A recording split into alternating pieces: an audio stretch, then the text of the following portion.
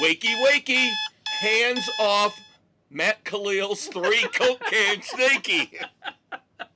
And if you want to know what we're talking about, go back and listen to the sports edition.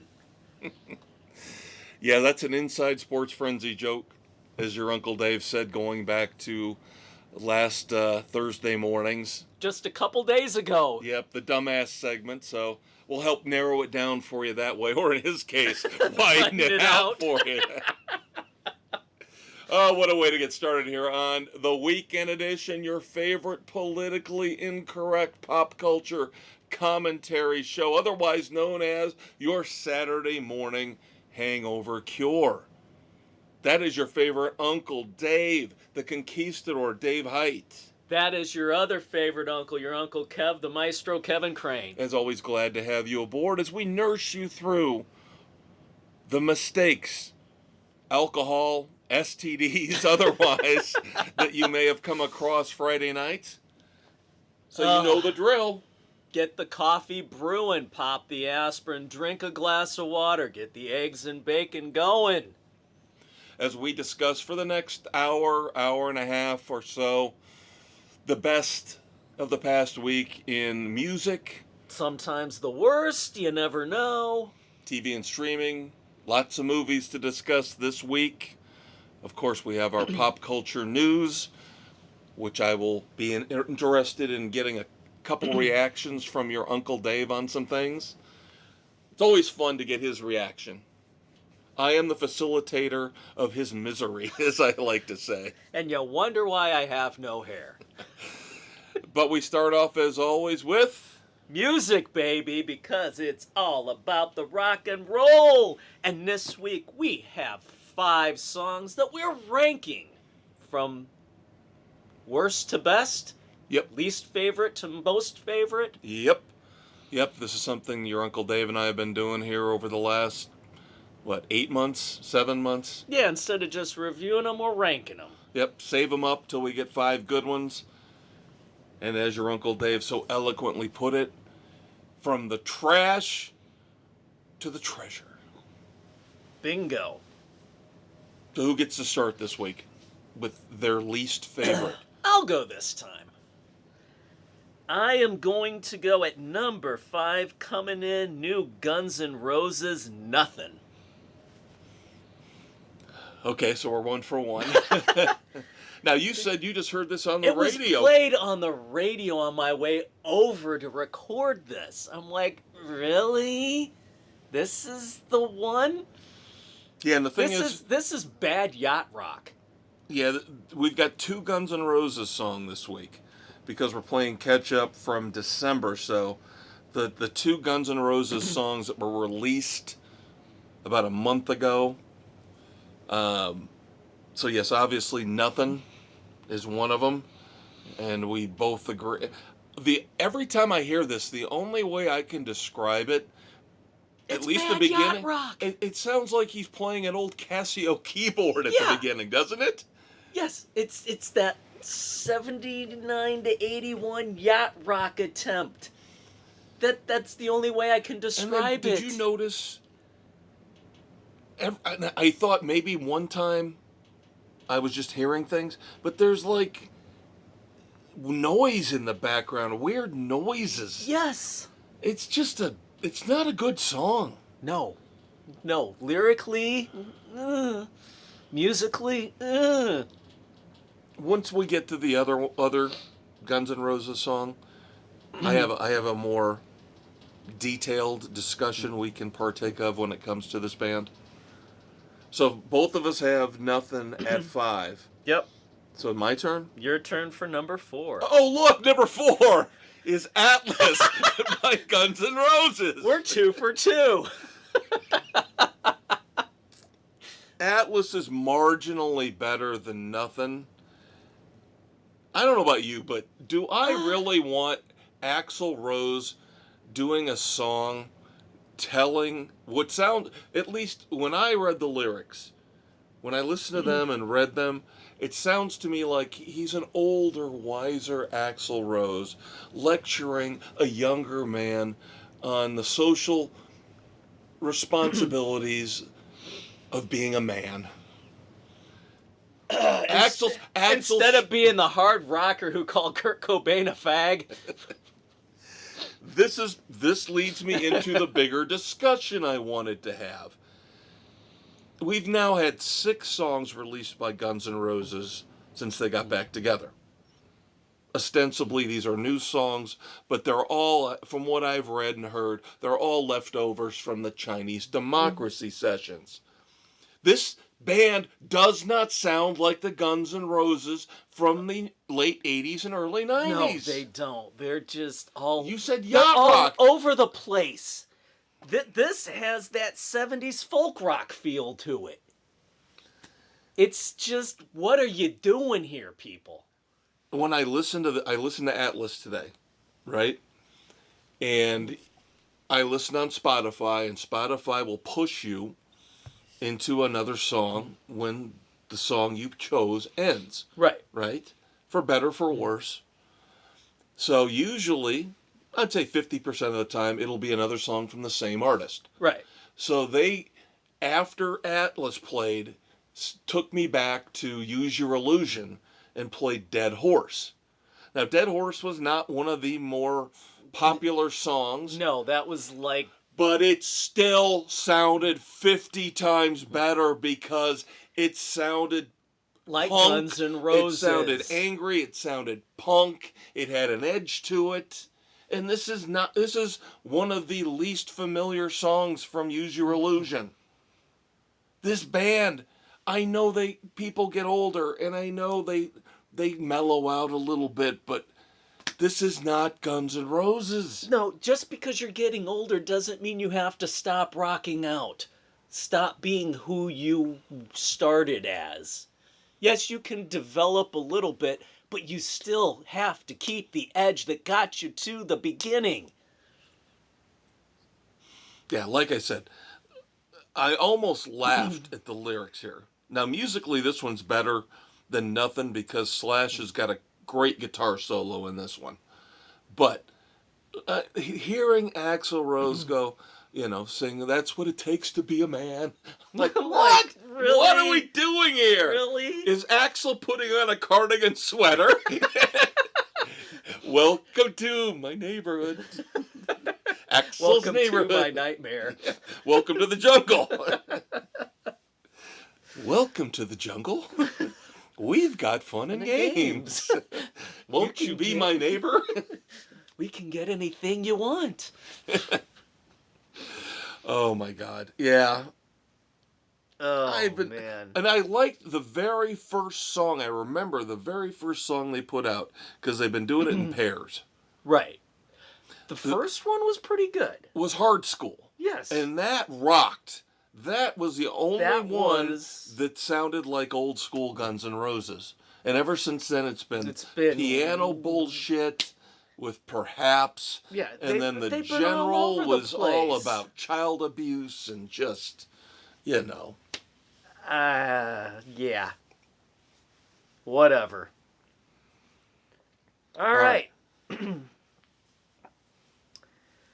Coming in at number 3-2 were kind of hard to flip-flop around. Okay. But at number 3, I am going to put We Got Company by Blackberry Smoke. Well, shit, this is boring. That's what I've got at number 3. To me, love Blackberry Smoke. Going to see him in concert next month. Yep. Next month. So this skewed a little more country than what we usually get from their bluesy feel. That's why I took it down from where I normally might have had them. Yeah, and this is a unreleased track on their new Best of collection. Yeah. So this is kind of I still liked it. Yeah. But it just... Yeah, it's a good party song. It's a good party song. song. Come on in, have a beer, enjoy the party with us. So, I liked it. Yep. Nothing wrong with it. But it skews a little from off what we're used to from them. Yep. But that's all right. It works. And you would expect that maybe from a leftover track. Right. You know, again, throwing this on Throwing it a on. greatest hits package. That's a good place for it. Yep. So I've got number 2, huh? So the pivotal number 2. The pivotal number 2. Now, see, you had a problem between, you said 3 and 2 for you. Yeah. I had a problem between 2 and 1. Ah. These 2 songs I've been listening to now for weeks, and I love both of them. But I will go with number 2, Body Down. Well, shit. By Stanley Simmons, of course. We're across the board this week. How about that? Stanley Simmons, of course, the sons of Gene Simmons and Paul Stanley of Kiss, but these boys aren't making Kiss music, let me tell you that. No, they're not. They have their own sound. And it goes back, when I listen to it, to me, it sounds like America from the early 70s. Yeah, and initially I said Simon and Garfunkel crossed with Night Ranger, but I do like your America comparison. I do like that. A lot of acoustic. It gets a little bit towards the electric at the end. Yeah. With a good guitar solo, but... I like how these guys have found their own sound. And they're making their own way. Not trying to ride the coattails of their fathers. Yep. And trying to mimic what they had done. Yeah, I'm very curious to see if they supposedly have a full album done. If and when we'll get that, I don't know. Remains to be seen, but I'm intrigued by it. I'm looking forward to it. Well, gee, Dave, what does that leave for number 1? Gee, that would be If I Was King by Black Swan. Which goes to show you, even though you get older, you can still fucking rock and roll. Good point. Yeah. Guns N' Roses could learn something from 70-year-old Robin McAuley. Exactly. The second unbelievable song from their forthcoming album, Paralyzed. I mean, the music in this is phenomenal. And the lyrics, the story it tells is great. Yep. This has everything you want. Yeah, and again, coming on the heels of The Fire and the Flame, which in and of itself is phenomenal. Yes. I cannot wait for this album. I know. I am really looking forward to this. I was listening to the first album the other night. I was listening to stuff from the other album. Yeah. Yeah. I was like, I got to start digging back into the first 2 albums. Because God. This is one of those, and I will give Spotify credit on this. This is one of those bands that they kind of nudged me towards. Yeah, well, that's how as we a got. recommendation. That's how we got to listen into Blackberry Smoke. Yep. So if you have not listened to Black Swan yet, kids, you are missing out. You're in for a treat. Throwback to the 80s, but with even a little bit of a harder edge. Yes. To it. Yeah. And of course, if you haven't heard us, we mentioned Robin McAuley in the past. We've mentioned the fact that Kip Winger's guitarist Reb Beach is on this. He's part of Black Swan, as is Foreigner and Dokken bassist Jeff Pilson. So it's a super group, but they do have their own unique sound. Yes, and they're nailing it. Yep. So, yeah, unfortunately boring in the sense that your Uncle Dave and I we did not compare notes ahead of time. We never do. But some really, really good music here, especially I would say everything but Guns N' Roses. Right, 1, 2, and 3. Yeah, everything but Guns N' Roses. And next week, our featured music review, finally, the first album of 2026, the brand new self-titled album from Alter Bridge. Next week, as you're listening to this. Looking forward to it. It's out. Yeah, you guys can listen to it right now because it was released on January the 9th. We're recording on the 7th. This hits on the 10th. Alter Bridge out on the 9th. So looking forward to it. Can I share some Van Halen news with you before we move on? Please do. We'll see if it's what I heard. Well, the one thing, now you and I just saw David Lee Roth late last year. Yes. He is fully unretired now. Yes, he's going back on tour. Yeah, he's got a massive tour set up for 2026. So he must have been very happy with the reception he got with his brief jaunt in 2025. Yep. But the more exciting news that I heard came from one Alex Van Halen. Alex Van Halen, in a recent podcast interview,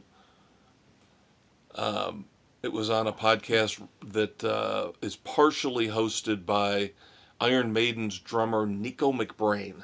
Okay. Alex Van Halen let slip that he is going into the studio with Steve Lukather. Steve Lukather of Toto, who was a very close friend of Eddie Van Halen's. The implication is this is the vault stuff. Finally. That they're finally going in and they're going to... He said, Alex, and this is coming from Alex. Alex says, new album, going into the studio with Lukather. Lukather will not be playing on it. So the implication is he's going to be producing this. He's going to be sifting through the recordings. Vaults, finding what's close enough. And a few other people will be joining us. Very cryptic. I wonder if one of those people will have the initials DLR. That would be cool. I'm not holding my breath, but... Could his nephew? Potential? We'll see, and that's the thing. I would... David Lee Roth just announced a tour. Mammoth is going to be out on tour. When are they going to have the time to do this? Do we see the Jason Newsted?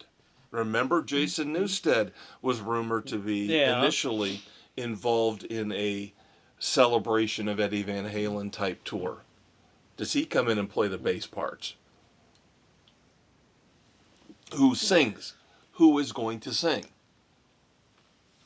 But yeah, Lukather, when they reached out to Lukather said, completely, 100% agree with what Alex said. I am not going to be playing on this. That is not my role in this. There's another lead singer that they've had that could still be there. Well, you know who they could go to?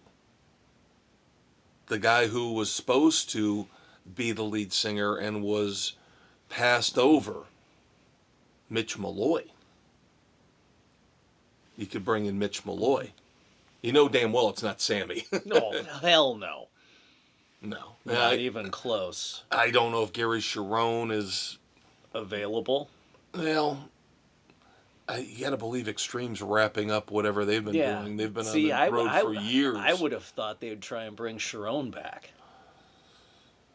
Yeah, I don't know what the relationship with him and Alex is like. I don't think it's terrible. But you and I both read the book Brothers. The connection is still there somehow, some way, for better or for worse, with Alex and David Lee Roth. Yeah. He's hearing said in the Dave, the vocals aren't quite there. Yeah, but studio polishing can do wonders. It can. So we will see what happens. I do not think this is leading to any kind of touring. Oh, no. There would not be a tour with this. No. This is just releasing vault stuff and taking what... You're probably going to take Eddie's guitar tracks that are recorded. Yep. Alex will be in charge of that. And... Lukather will polish them up. Yeah. So nobody else is going to touch the guitar work. That's going to be straight Eddie. Yep. And you're probably going to have whatever... Because you know Eddie and Alex recorded everything they noodled around with. Oh, yeah. So you're going to polish up Alex's drums paired with Eddie's guitar, and then we'll see what we get for the rest. Yep. So was that what you heard, or what did you hear? No, I was talking about David's tour, but I like this so much better. Yep. Yeah, there is a link if you go to the Van Halen news desk, actually. VanHalenNewsDesk.com. There is a link to the podcast episode where you can listen to Alex Van Halen detail this. Very cool. Explain it all. And again, he stresses Lukather will be definitely involved, but he's not going to have a defined role. He will not be playing. So just straight producing. Yep. I like it. All right, TV and streaming. This is going to be quick because of me. Because are you caught up on Landman? Yeah, I'm caught up on Landman. So are we. Okay, we're equal now after 8 season's episodes. Almost over. I know. Only 2 to go. Yeah. Sadly. Yep.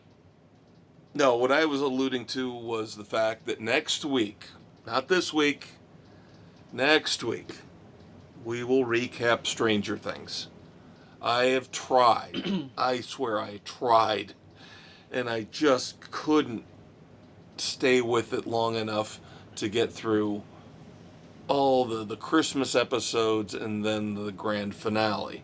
I will be done with it for next week. I've got Part of that's my fault, kids, for throwing him a movie to watch. I'm glad you did, because I just... Yeah, Dave called me last night and told me about this movie, and I wasn't in the best of moods because I'd been watching Stranger Things, and I'm just like, God, I'm getting tired of this. And then he said, no, I've been watching this movie with Don Johnson. And I said, oh, tell me more, please. Please tell me more. Take me away from Vecna's hell and the Alphabet Mafia's crap. Yeah. But, yeah, I'm halfway through episode 7. So I got, about 2 hours to go, depending on how long the finale is. The finale is just over 2 hours. So I got about 2.5. Okay. I'll get that done. But, yeah, next week we will recap season 5 and the whole series, Stranger Things, for you. But yes, going back to Landman. So we are 8 episodes in on Landman. We have 2 left in a season that has flown by. But I will say this, and this is not a negative, because when you have all these great characters, all these great actors and actresses, it doesn't necessarily hurt that this is more of a character development year than it is a plot year in terms of the show. The first year was a plot year. Yeah, that is setting the tone for the oil business, what's going on, how things are working with the company. This year, it is more who the characters are. Yeah, we got a couple new characters who have come in. Of course, Sam Elliott plays Billy Bob Thornton's father, so a lot of time has been spent on that. And the I want hydrotherapy. But yeah, the one thing I think this season is lacking, that it keeps teasing, and we get a little bit of it here in dribs and drabs, is the power struggle at the top of the company. Yep, between Tommy and Cammy. Yeah, where Tommy's been reluctantly dragged up the corporate ladder, but yet at the same time, Cammy's trying to assert her superiority, her ownership of the company, and Tommy's views be damned. And then you have, of course, and then she's saying, Tommy, I want you to make me successful. She won't and let as him. Much as he's trying, she undermines him every step of the way. Yeah, when we see it. Yeah. Again, it hasn't happened a heck of a lot in the second season. And then, of course, you've got the Thorn, Andy Garcia's character, who can smooth talk Cammy, and of course Tommy sees through it. Yeah, and but is he really as awful and terrible as he was at the end of the first season? No, he's a businessman who had entanglements. Tommy's not above getting down and dirty himself. So they're almost two sides of the same coin. Yeah. I think at one point Andy Garcia's character said that.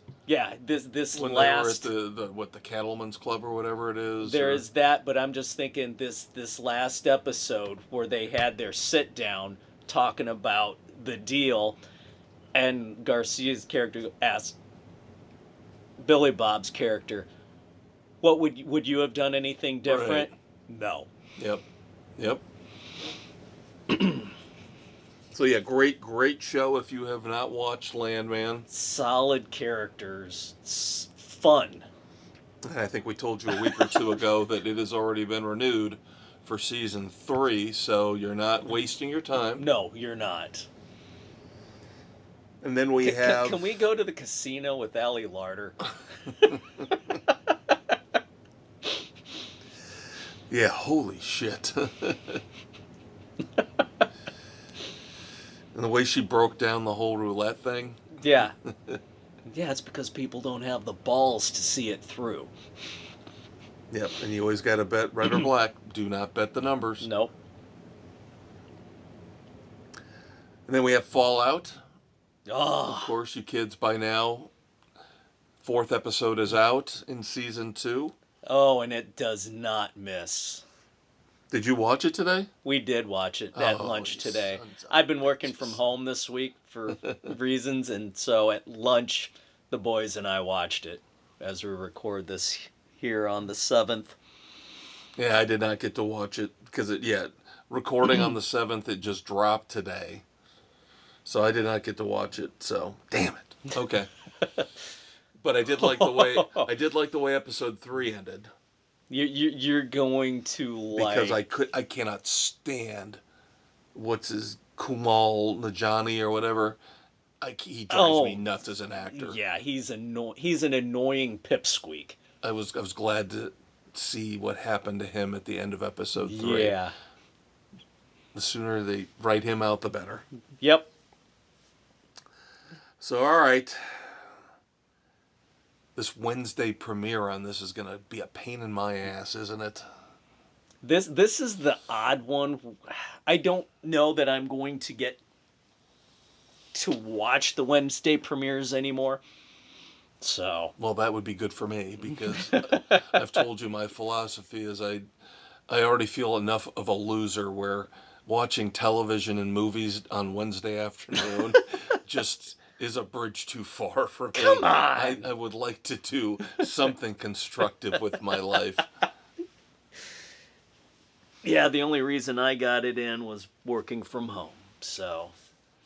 All right, let us discuss some entertainment news, trailers, that type of thing. And of course, I go through this stuff and I usually try to pick stuff out that will elicit a response from your Uncle Dave and all of you out there in podcast land. So we'll start off with good news from FX. The Lowdown has been renewed for a 2nd season. Nice. So Ethan Hawke will be back. Very cool. The Truth Storian returns. Mr. Raybon will return, yes. I love the way he played the character. I will be interested to see what new story, adventure, whatever they come up with for him. This will be interesting. One of these shows that I have been meaning to watch, and have not gotten to, Mayor of Kingstown with Jeremy Renner on Paramount Plus. Yeah, that's one that I want to get to as well. It has been renewed for a 5th and final season. Okay. So, there is an end in sight. Usually the Paramount Plus shows, we just talked about Landman, usually they are 10 episodes a season.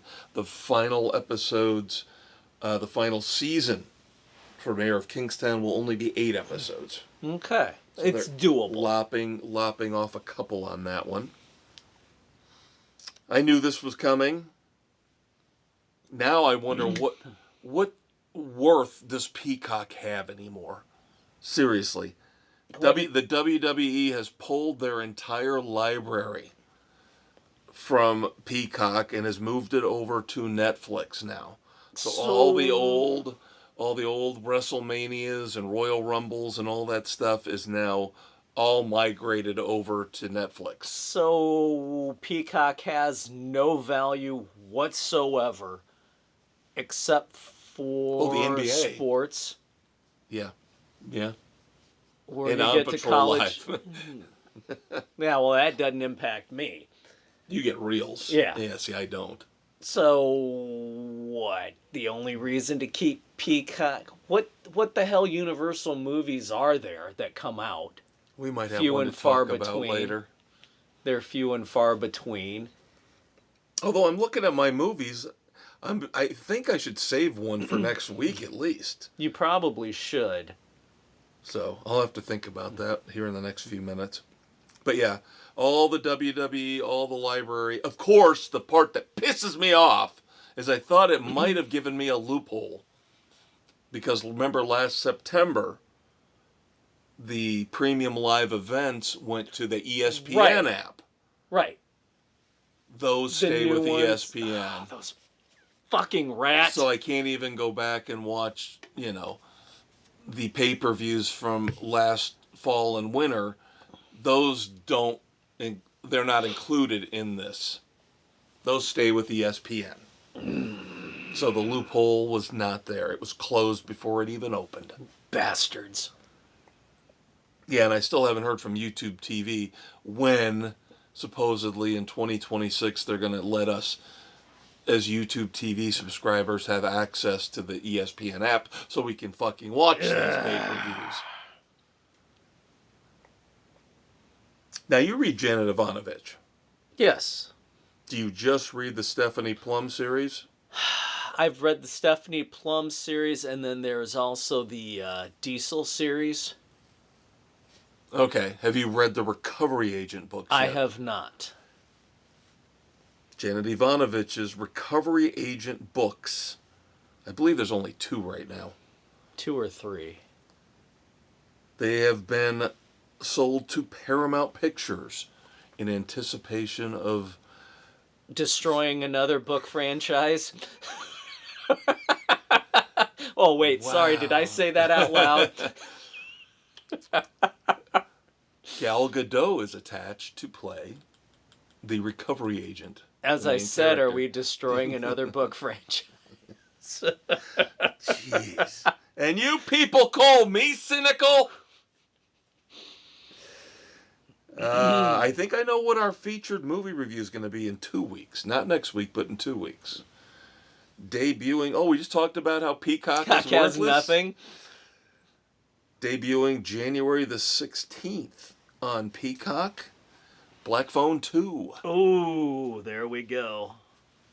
So, doesn't do us any good next week, but in 2 weeks, I can pretty much say for certain. That's a guarantee, baby. Yep, your Uncle Dave and I will be reviewing Black Phone 2. Again, January the 16th on Peacock. Now, of course, they do these upfronts and these conventions and the, different media conglomerates, whether it's Disney or whether it's Warner Brothers, where they say, hey, here's what's coming up for the next year. And they give you little teasers and spoilers. Netflix had theirs. And there really wasn't a hell of a lot that we didn't already know. The Gentleman Season 2 coming at some point. When? In 2026. At least it's coming in 2026. At least we have that. The bad news, Season 2 of Untamed will not be available until at least 2027. Now, there is an interesting movie coming to Netflix on March the 6th, starring our man Alan Rickson, called War Machine. Sounds like it could be interesting. That could be intriguing. That was really it's gotta the only one. be better than frickin' Playdate. I'm not. I am not with even that. touching that one. No. Now this one sounds a lot more serious, sci-fi, war type stuff. But that was really it. I was very underwhelmed. Yeah. Prime Video has coming up with Carl Urban, The Bluff. Ooh. We tried to watch the teaser trailer today, but it was glitching out and moving into something else, so We're Okay. going to have to wait a little bit and see what we have. Yep. Usually like anything Carl Urban is in, so that's cool. Trailers. Death of Robin Hood. Yes. That looks like it could be. Now, so you talked about how you were having issues with the Carl Urban. Yeah. I was having issues with this one. Really? Yeah, and not only was it dark, but it was pixelated really badly. Yeah, no, The Bluff morphed into a different movie entirely. It started out with him and then went to something else. So there was something weird going on there. We had no problem watching the trailer for Death of Robin Hood. Yeah, maybe I'll have to watch it on my computer. I don't know why, but when I was trying to watch it on my TV, it just, for some reason, that one out of all of these just didn't want to come through in good quality. But yeah, from what I could see, it looks very interesting, very intense, I'm very all intense. in on this one. We have our theories on who's attacking. And then they have new trailers out for The Rip, Oh God, which, I by wanna the way, see that we one. might have to do a double movie review. In 2 weeks. Because, yeah, that one's going to be out right around the same time as Black Phone 2. Yeah, I gotta see The Rip. Damon and Affleck, I always love them together. Going all the way back to Good Will Hunting. Dogma. Yep. Yeah, I'm still digging this FX show that's coming up called The Beauty. That looks freaking Did you see the new trailer for that? Yeah. Yes. With this shot that turns into an STD that makes you... Beautiful. Yeah. But then also has a very nasty side effect. Yeah. Uncontrollable rage. And then we see Ashton Kutcher against type playing the bad guy. Yeah. So. And then I don't know if I'm going to watch this or not on Disney Plus. Wonder Man, the latest Marvel screw up. Yeah, I'm not gonna get Disney Plus at all. I'm boycotting the rat. There's principalities No, I involved. wouldn't get Disney Plus just for this. It doesn't look like it's that good. It could be interesting. Yeah, I don't care what all Disney Plus has. Wait. Now, you wait until later this year when the Punisher special hits. I can't do it. Oh, you gotta be kidding me. The boys will kill you if you don't get Disney. They can get it on their own for a month or whatever. Yeah. I'm not giving them my fucking money. For the Punisher? Nope, Come on. not gonna do it. Then I'm going to assume you guys saw the third Avengers Doomsday teaser. With the X-Men? Yes. That's the one. That's that's very what I've been cool. waiting for. That's what I've been waiting for. Yep, Professor and Magneto. And then Cyclops at And the end Cyclops, yes. with the Sentinels behind him. Yeah. Yeah. Enough with That's this. Enough with this. the kids' Yeah. crap. This was the best of the teasers yet. Yes. Yeah, I'd heard about it, that it was playing, but they hadn't released it. It was playing before Avatar, but they hadn't released it Yeah. online until the other day. Yeah, kids, I'm a huge X-Men fan, so This and looks... to see Cyclops finally in his traditional regular outfit. Yes. Awesome. Absolutely awesome. All right. One last thing before we move into our reviews. I could have done last call on this, but I had something else scheduled. Now, of course, you guys know we're into that time of the year where it's award season. But this isn't really necessarily about the awards per se. Now, they had the Critics' Choice Awards last week, and I think the Golden Globes are coming up this weekend. Critics' Choice Awards, one battle after another. Blah, blah, blah. And somehow, some fucking way, Jimmy Kimmel won. That was a gimme. That was a make good. Oh, you need something to make you feel better. They all love him. I don't know why. Literally, if you ask me to pick one person who I despise the most in this world, it might be Jimmy Kimmel. It might be. I don't know who else. Who else would even come close? I hate him even more than the idiots on The View. I do. Yeah. Yeah, just knowing that he is What a pandering. hypocrite he is. What a He's fucking a liar and hypocritical hypocrite he is. panderer. I could believe Joy Behar is basically just the devil. Yeah, she's an evil bitch from hell and Right. always has been. Yeah, all the countless times, though, that Kimmel has manipulated and lied. Mm-hmm. Anyway, but it's not about that. It's about the hosts. And this is something I want to point out to the kids at home, something you and I have discussed from time to time in the past. Okay, so Chelsea Handler hosted the Critics' Choice Awards. Nikki Glazer is hosting the Golden Globes.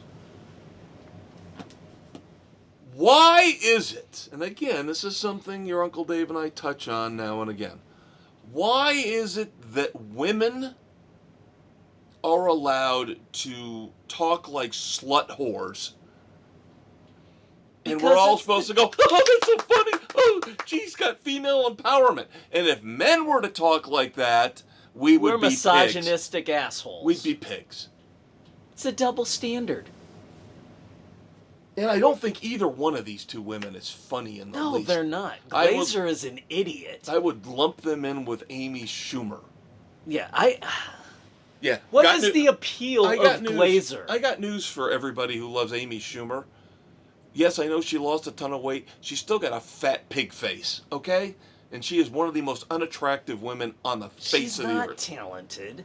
But yeah, Nikki Glazer. She's Where did she come from all of a sudden? And why is she, you know? suddenly the yeah. it girl to host this stuff. But again- she's not impressive But at all. again, it's the same shtick with these women. Yeah. We're drunken sluts, and we talk like we're drunken sluts. What happened to the pride of the hashtag #MeToo movement? Whatever. You're hypocrites. Only when it's convenient. You're hypocrites. You want to dress like sluts. You want to talk like sluts. You want to act like it. And then you want respect from men. Yeah, it doesn't work that way. Sorry. That was kind of like a mini last call. All right, movie reviews. So now I have to make my decision. Now I know the one we're going to review first, because this is Uncle Dave and I have this one together. This is the movie that he talked me into watching last night, like it took a lot.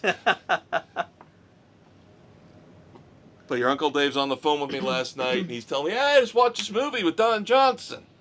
And I'm like, "You mean Don Johnson, Lord God, King of the World, Miami Vice?" Yes. Yep, Don Johnson, Isabel Furman, and Jack Houston. Unit 234. On Amazon Prime Video. So I tracked this down last night after I get off the phone with your Uncle Dave.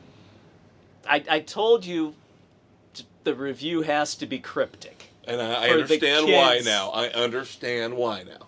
Because it has a big twist. It has a big twist. Now, let me just say this. This movie gives me faith. That there's people out there who actually get how to do a movie to write a cohesive storyline that moves at a good pace. Yeah, hour and a half. Plot twist at the end. Very intriguing plot twist. Yeah, it gives me faith because people dismiss straight-to-video stuff. Oh, straight-to-video. It can't be that good. Some of the straight-to-video is the best stuff out there. Low budget, straight-to-video. Come on. These guys, Don Johnson's just doing this for a paycheck. Come on. No, this is not a do it for a paycheck movie. I thoroughly enjoyed it. I really, really enjoyed it. I thought it was, again, it takes place pretty much completely In a storage unit facility. Right. So yeah, it's low budget. Yeah. They didn't have to spend a ton of money. That's fine. You don't always have to. but it was non-stop action going on. Yep. And again, your Uncle Dave alluded to this. This is a relatively new release. Yes, again, it's straight to video. It is on Amazon Prime for free if Yes. you have a subscription. So, no, you don't have to pay for it if you have Prime Video. But it's a 2025 release, so Yeah. it hasn't been out all that long, so we don't want to spoil it for you in case you want to watch it. Again, You should. big plot twist at the end. Don Johnson plays a sick man. That's established very early on. Yep. There's a kidnapped patient who is stashed away in a storage unit. But for what purpose? And then you have the young woman who Owns inherited the storage unit from her parents, owns it now. Yep. Her boyfriend comes into play at one point. She's supposed to go visit him, and her employees bail on her, forcing her to cancel her plans to make sure the facility stays open 24/7 as advertised. Then you have an interesting side plot involving the key that would have unlocked Unit 234 that might have averted what ends up happening. Oh, yeah. And I like Jack Houston, too. I've always liked him. Yeah. I was happy to see him in this. He's a very good actor. Yeah. And his character's pretty much the key to the whole thing. Again, key. But yeah, if you haven't figured out by now, ever since Miami Vice, I love Don Johnson. Always have. Nash Bridges. Dead Bang. If you've never seen Dead Bang, you got to watch that. The Hot Spot even was awesome. Oh God, Hot Spot was very good. But he is one of those people that I will say doesn't get enough credit. He's considered an icon, a pop culture icon, but he's overlooked for how good of an actor he is. Exactly. And I thought he was tremendous in this. He was great in this. At one point, the girl... rage, trying to remain controlled. Yep, at one point, the girl tells him, "You're going to go to hell." And he looks at her and takes a pause and he says, "Yeah, I can live with that." And the way he delivers it, Yep. the perfect Don Johnson delivery, is awesome. Nailed it. Yep. So, things are not all as they seem in and around Unit 234. Let's put it that way. Yes, this is not straight-to-video trash. This is a really good movie. This if would have been released with a decent advertising budget, would have been a success in the theater. If we were in a different era, like the 80s, this would have made it to the theaters. 80s or 90s, yeah. This is so good. But now everything's got to be either, a prestige movie or a tentpole movie. Nothing in between. Can't have just something that's purely well done. Entertainment. Right. I'll give it a strong 3. Yep. Definitely strong 3. That's where I'm at, a strong 3. You need to watch this one. Yep, and again, comes with your subscription on Prime Video. Yep. So we start off... Now is that it for you? Yeah, that's the only one I was able to get to. So yeah, I've got a couple more. I'm going to try to figure out here. I'm going to save one for next week. So, you don't have Hulu anymore, right? No. You said you got rid of that? Yeah, that lapsed. All right, so let me review Together. Together is a body horror movie that is on Hulu right now. Stars Dave Franco and Allison Brie, who, by the way... Easy on the eyes? Not a traditional beauty, but I found her to be very attractive. She's got that alluring quality. Yeah. Kind of like Riley Kelly. From Yellowstone? Yeah. Yeah, not a traditional beauty, and that's fine with me. I don't like traditional beauty, I don't like the model look. Never have. Yeah. So Dave Franco and Allison Brie Together play this young couple Oh, I who know which. Yes, I know which one this is. yeah, and so Yes. they move out of the city, head out to a small community to try to kickstart their relationship. It's not going very well. They have intimacy issues. Um, she seems to be the one that's kind of the rock of the relationship. She's taking on a teaching job where he's kind of in his mid 30s and still a dreamer and still wants to play in his friend's band. And then things get complicated and spooky and weird. Because I don't want to spoil too much on this, even though I know your Uncle Dave's not going to watch it. You kids out there might, since it just hit Hulu within the last week or two. But the supernatural kind of comes into it, and they end up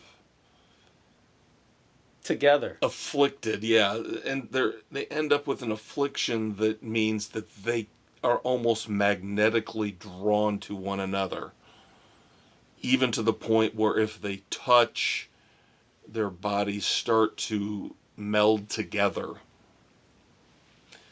And I have to admit, there are some scenes where, like, man, they end up having sex in a bathroom stall, and to extricate themselves does not work out real well. Oof. And of course, as the movie goes on more and more, the affliction becomes more intense, where they're literally being drawn together. They can be in different parts of the house, and all of a sudden they're sliding along the floors. Yeah.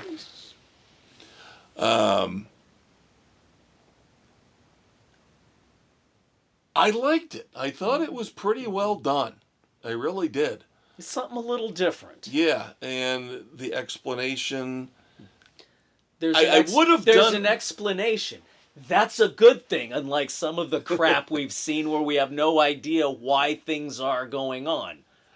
Yeah, I would have done the ending a little bit differently, but it still wasn't bad. I had my ideas of how I would have done it just a tad differently. Yeah. Maybe not even the ending, but the epilogue, I guess is the better way to say it. Okay. The special effects are unbelievable. I mean, unbelievable. And then at the end, Alison Brie takes her shirt off. So that's good, too. And she has fine memories, let me tell you that. This is why we're politically incorrect. But Redeeming qualities to the film. yes. And if you want to see Dave Franco's junk, you get to see that, ladies. So there you go. It works Equal both opportunity. ways. Yeah. But I thought it was really well done. I thought it was very good. Very, very good. And in a world where, as you and I always talk about, we're suckers for horror movies, and a lot of the time they don't pay off very well. I thought this one did. That's the good thing. I'm glad to hear that. I give it a solid 3. All right. I'll give this one a solid 3 as well. Cool. So again, that's on Hulu. It's called Together. It is not for the faint of heart. Like I said, I've already described a couple things that happen in it. So Yeah. it is a It's creepy, intense. weird body horror movie. Like The Substance, kind of that kind of stuff. So if that made you uncomfortable, you're not going to like this. But otherwise, and Together has a better ending, so that's why I give Together a higher rating than I did The Substance. Because The Substance, the last 10 minutes were trash. It fell apart. It was At going least this so one- well, and This one, for the most part, carries. makes sense. Again, like I said, I would have tweaked the very end, the epilogue, Yeah, just a little. just a little bit. All right, so finally, my last review, and I'm going to save... Should I tell you what one I'm saving for next week? What are you saving for next week? If you want to watch it so we can review it together. Which one? This is God. the one. This is the one after I watched. Why is my eye twitching? After I watched Unit 234, I said, "Hey, I've still got time to watch a movie. Got a couple hours before I'll really start to conk out." And lately I've just been watching movies, man. I'm back in movie mode again. So I went over to Peacock because again, Peacock's worthless. Oh God. And I watched Begonia. I thought we were boycotting Begonia. I didn't boycott Begonia. It wasn't bad. I don't know if you should watch it though. I don't want to have that as something you would hold over my head. You're going to sit there and go, "I recommended Unit 234 and you recommend this?" This is the second coming of I Saw the TV Glow. It's definitely not that bad. Definitely not that. The problem is with Begonia, and again, I will have a review. I'm not committing your Uncle Dave to this. But we'll see how bored and desperate I get. But the ads make it look more pretentious than it is. Up until now, it's again like The Substance. I'm already giving you my review. All right, stop right there. All it's a right. body modification thing. No. Okay. No, I was gonna say it's not like The Substance. Like it's the last 10 minutes. It's very good up until the last 10 minutes. Okay. And well, then yeah. we'll see how desperate I get. But my other review, I'm gonna stick with the classics like I've been doing lately. So I have a classic Western to review. Recently decided to start digging into some old Westerns with Randolph Scott. Randolph Scott? Randolph Scott. Blazing Saddles, kids, if you want that reference. And I reviewed his final movie this week. I watched Ride the High Country. Nice. Which was his final movie. Also starred Joel McCrea, another old school Western star. This is very similar to some of Clint Eastwood's later movies like Unforgiven and Pale Rider, where he was almost trying to wrap up the aging gunslinger type mythology. So what you've got here is you've got Joel McCrea is really the star of this. Randolph Scott is kind of second tier, even though he got his name on the marquee. Yeah. Joel McCrea is a old school, battered, beaten, down on his luck, former law enforcement official who's now just taking odd jobs, wearing thread. I loved how they did this to show how down on his luck he is. They show you up in detail his clothes and how the cuffs on his shirt are worn, and he actually pulls a string at one point. Oh my! And then quickly hides it so that the people who are going to hire him, don't see it.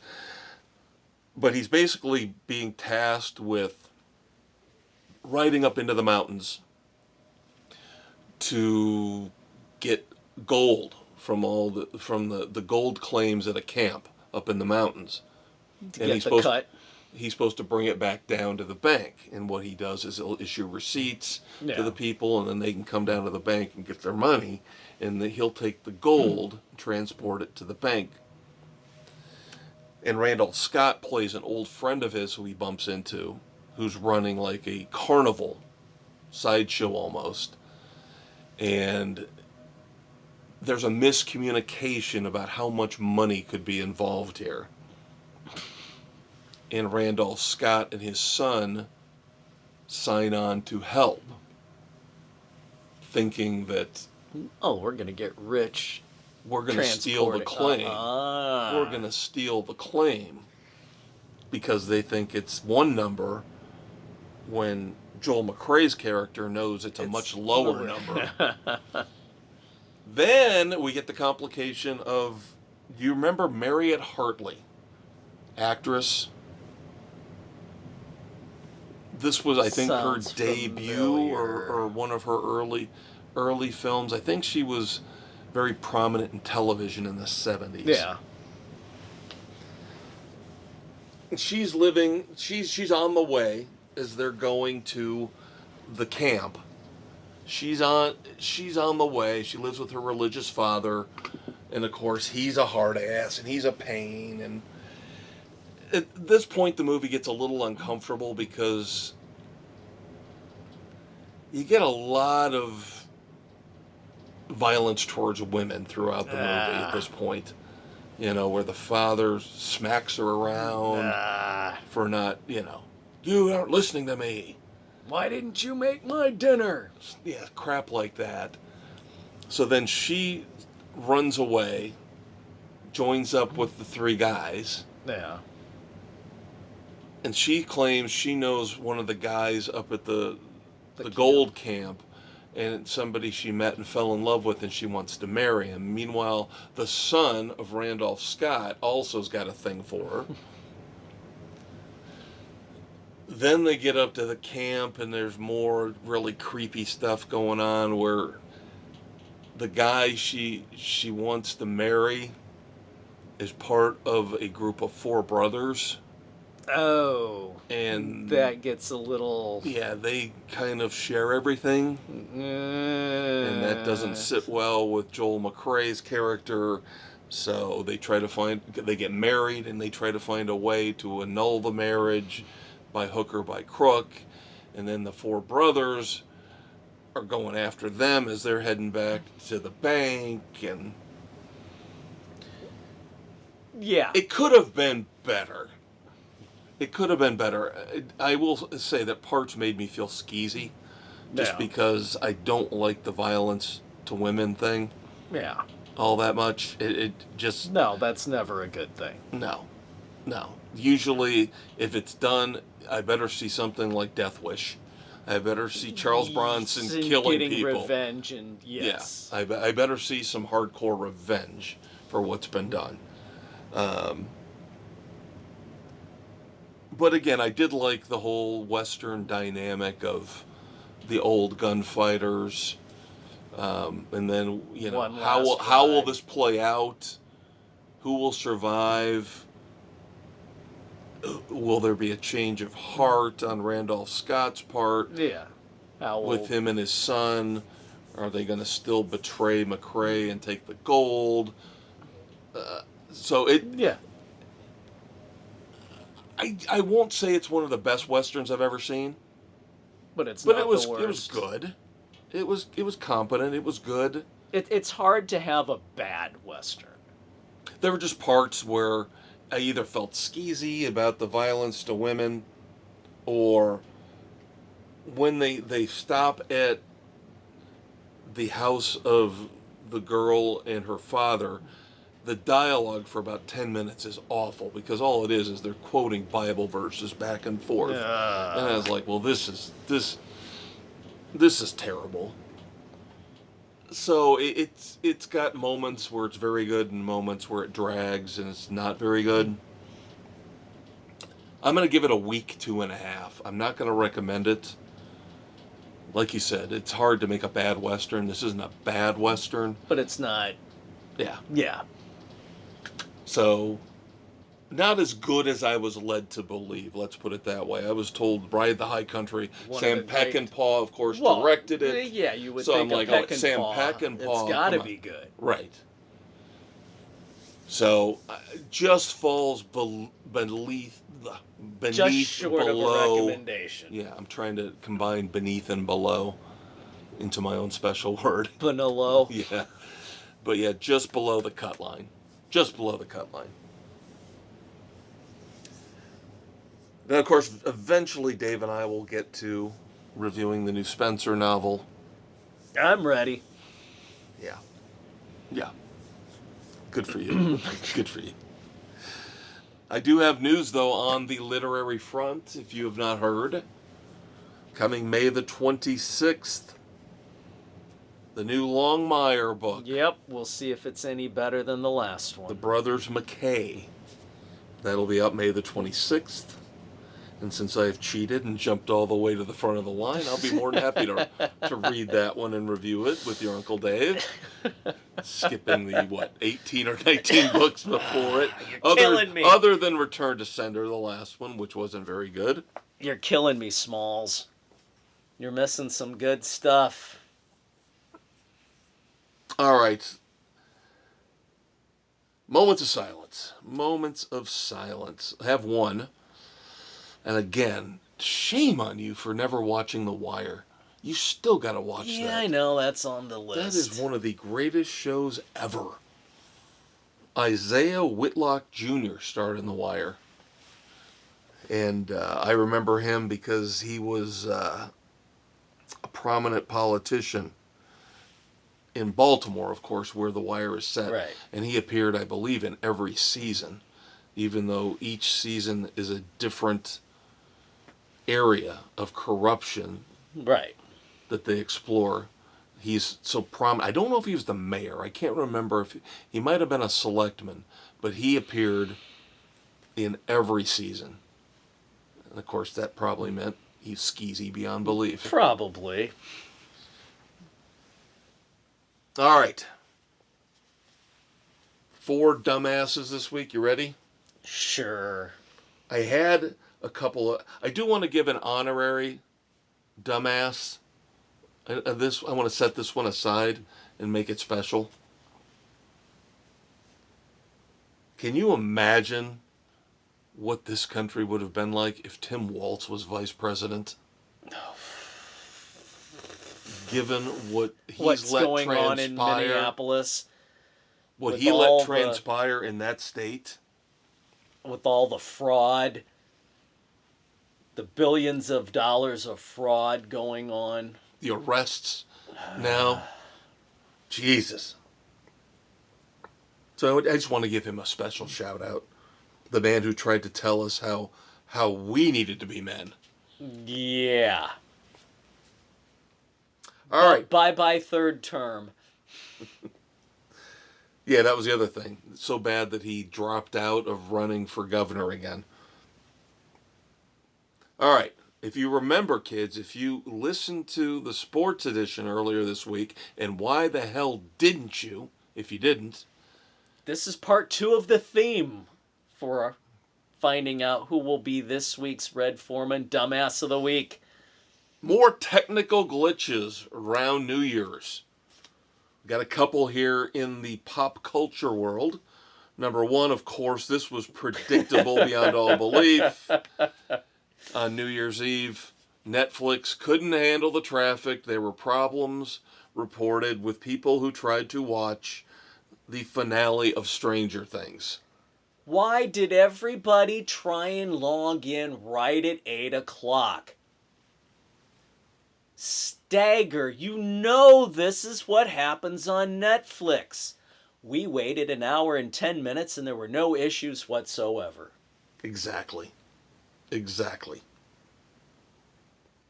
Then I guess CBS, for their New Year's Eve programming, had something called Nashville's Big Bash. And I believe somebody we've been talking about recently, Bert Kreischer, was hosting it. I did actually watch part of one of his stand-ups. He wasn't bad. He's pretty good. Yeah. But he was hosting this thing.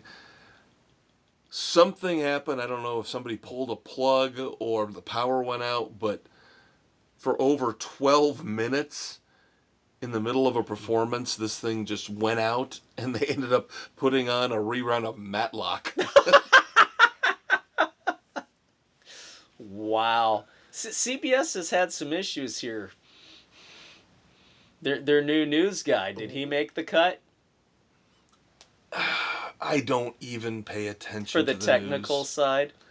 No, what did he do? I don't pay attention It's to like the his news. debut, and there was a glitch. This falls with the technical. Because he's trying to transition from one story to another, and they had 2 stories morphed together on the teleprompter. God. And he goes, yeah, we got some serious issues here. Well, technically, smaller scale, I could throw in this past Monday the debut on WFAN out of New York of Craig Carton's new show. Oh, God. Where they couldn't find the opening. They pre-recorded an opening for it, Yeah. that they were going to use every day. Couldn't find it. So they basically let ads run for an extra 5 minutes. While they were looking for it. Yeah. And then God. they put it on, but it jumped in right at the end. And then next thing you know, Carton's going, is the show on yet? What are we doing? All right. Now, you guys know, it's very difficult for me to stay away from politics on this stuff, especially when it's egregious. So, I do have a couple things that touch on politics, including one, George Clooney. George Clooney, of course, is quoted last week as saying, "We have to make America great again. We'll start in November." This coming from the man who just received Dual citizenship? French citizenship. You get no say! This reminds me of, a week or two ago when I mentioned Jimmy Kimmel ran to the UK Yeah. to do his little Christmas speech. Bullshit crap. Here's an idea for you guys. Stop being cowards. If you're going to complain about the country, do it here. Don't run overseas. Rosie O'Donnell can be included in this too. That Irish lass.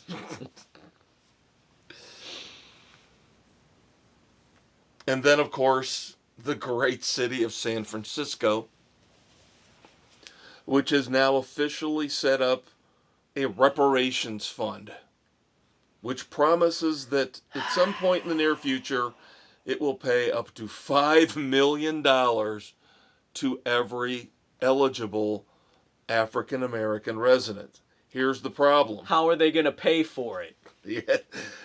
The reparations fund that has been officially set up has no funding, and the city itself is in debt. Has a $1 billion budget deficit. This is the kind of pandering that I cannot stand. The stupidity is ridiculous. We promise we're going to give you this, that, and the other. Oh, wait, no, we can't. Except we don't have any money. Yeah, because they cannot use taxpayer funds yet. So they're trying to get private donors to chip in. Good luck with that. And then, by the way, closer to us, the University of Illinois, recently a bunch of their professors got together, and they're going to push the Illinois state government to do the same thing. They have no money. That's why the Bears are going to be relocating to Indiana. Yeah, they talked to Indiana's governor about it on the news. Braun's all in. All right, so final thing. Let's get away from the politics. No conspiracy theory on why Venezuela was invaded? Because we still don't have the fucking Jeffrey Epstein files released? Well, I'll tell you what I heard about Venezuela, which really intrigues me. And you watched the show. I still need to watch it.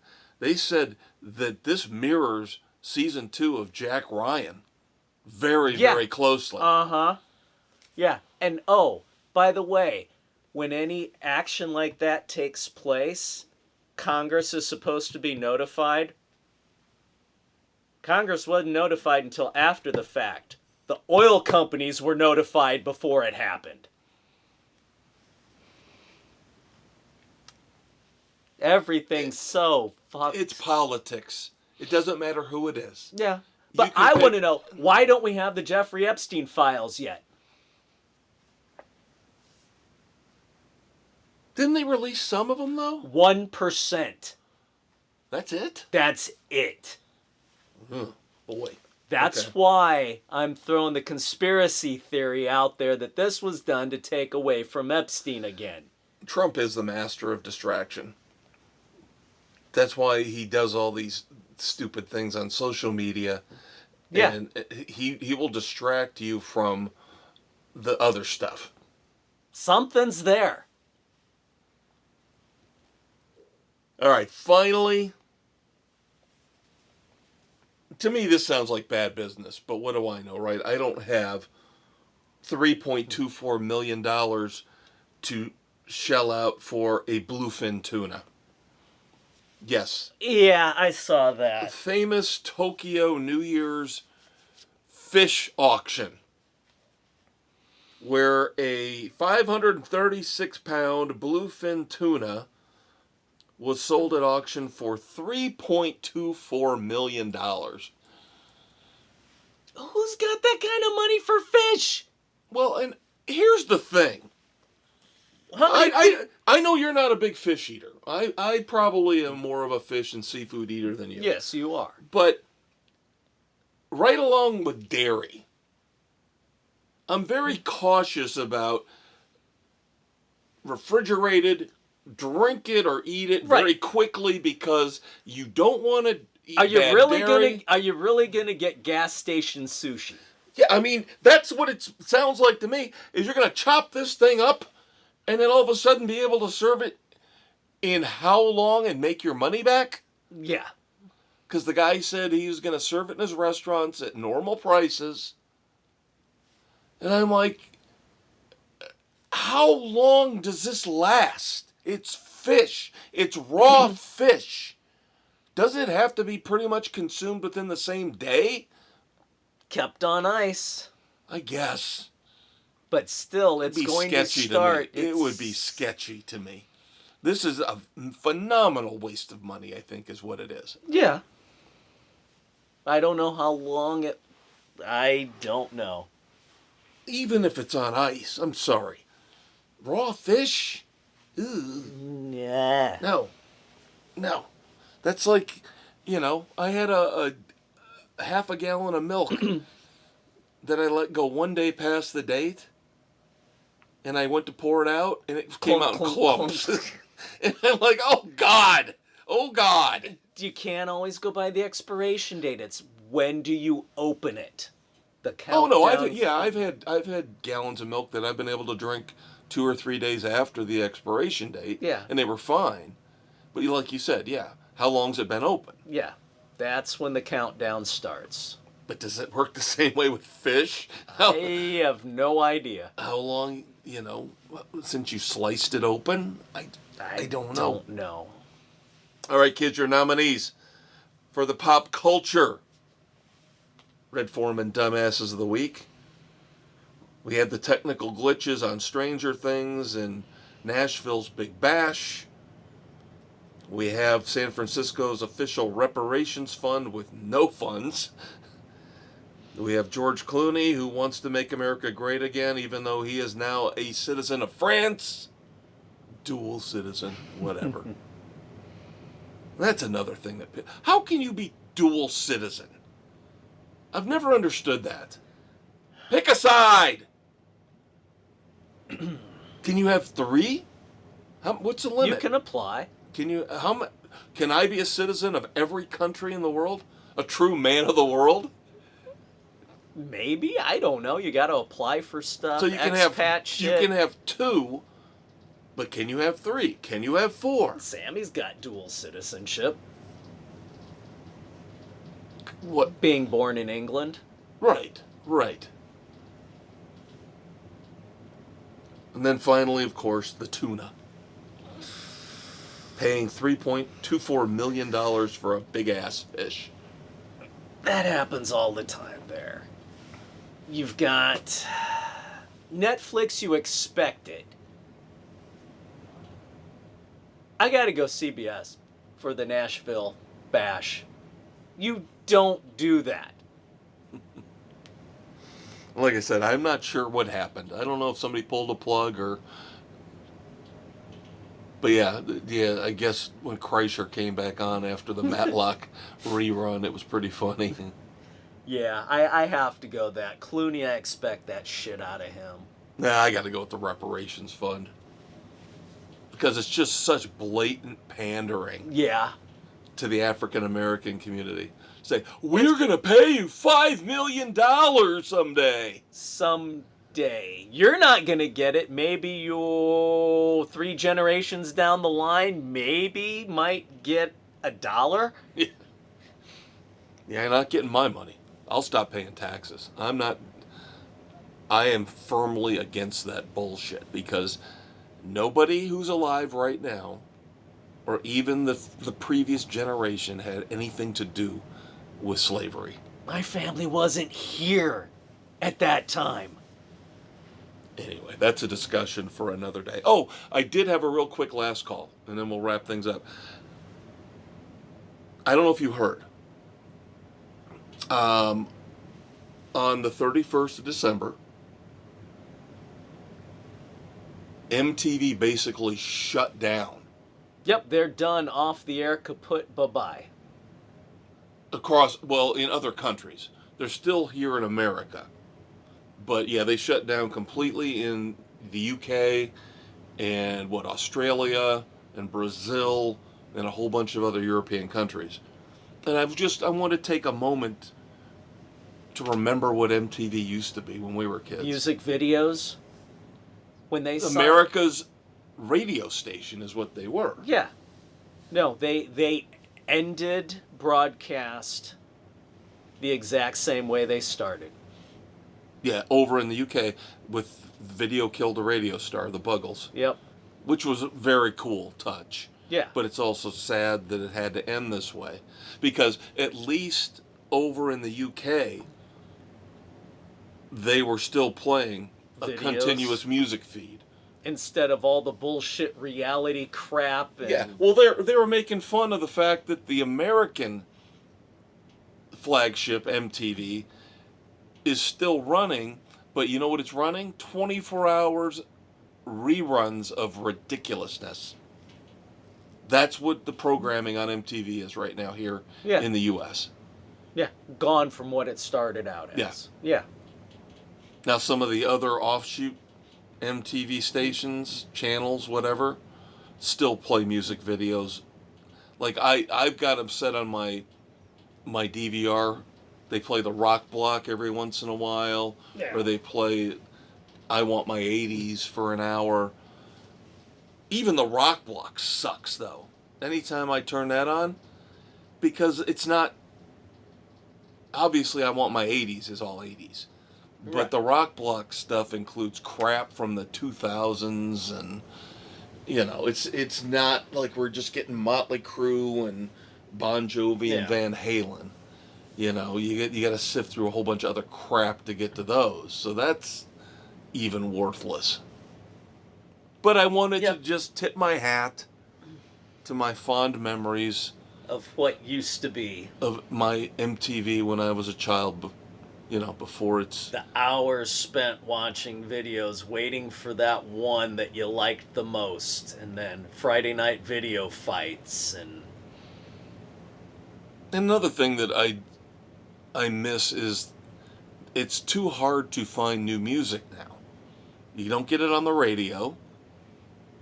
You've pretty much gotta hope that, like we were talking about Black Swan earlier, that maybe the Spotify or the iTunes algorithms will point you in the right direction. Yeah. But with MTV, like you were saying, you would be waiting to see the videos that you wanted to see. Yeah, and there was always something new. Here's a new band from wherever. Right. So you actually were exposed to new music. Yeah. And that's what made it work so well. So, I shed a tear for MTV, what it used to be. They had it. The Monkees and Beavis and Butthead and all that good stuff. Now, forever gone. They ran Speed Racer for a little bit. Yeah, they did. Yep. And I didn't mind it when they did shows like that. But then when they started to do the 16 and Pregnant and all that bullshit. The reality, Jersey crap Shore. and- Yeah. Yeah. Ugh. So, farewell to MTV. I will remember the good times and completely Ignore the bad. yes. That's your Uncle Dave, the Conquistador Dave Height. That's your Uncle Kev, the Maestro Kevin Crane. We hope you enjoyed the weekend edition. Don't forget to check out the sports edition every Thursday morning. And of course, we will do this all over again in 7 days, as I mentioned. Yep. Hit the Facebook page. Give us some recommendations, kids. Yep. Drop a comment on any of the platforms where you listen to us. Spotify, Good Pods, Pocket Cast, Apple, Overcast, CastBox, Amazon, Audible, and iHeart Sports Frenzy, baby. And the UB2B. Of course, next week, as we mentioned, Stranger Things, Season 5, and the entire series will be our focus in TV and streaming. Book Alter review. Bridge. Maybe. Book review. Unless you got another book you've read? I may have another one, but I'm Okay. hoping we will have Showdown. Do a good job on that other book. Blow through that other book, will you? Stranger Things, Alter Bridge, in music, Begonia Maybe. in movies. Well, I'll have it at least. I'll have a review of Begonia. And the way I've been watching movies, I'll probably have 3 or 4 other ones. So who knows? I don't have anything for us to do together, though. Like we talked about, though, in 2 weeks. 2 weeks, we've got a couple. Maybe we need to spread them out. The Rip, right? And the Black Phone, Black Phone 2. So, we'll have something for you kids. We always know come we up will. with something. Come on. But until next Saturday morning and your next wicked hangover, that's your Uncle Dave, the Conquistador Dave Height. Your Uncle Kev, the Maestro Kevin Crane. All right, I think we've got everything We've taken got it care of, done and it's twice done, it's over, over. and all right. Stick a fork in it. Say goodnight to the kids, Kev. Good night to the kids, Kev.